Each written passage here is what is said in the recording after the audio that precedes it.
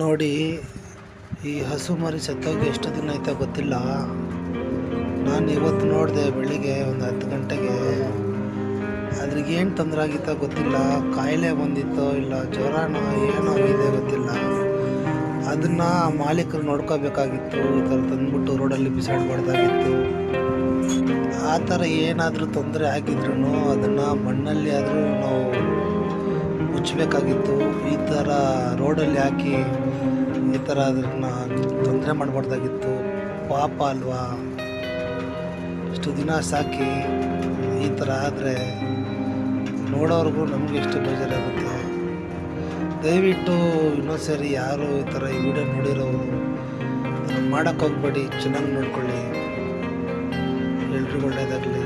Jai Bhuvaneshwari Devi.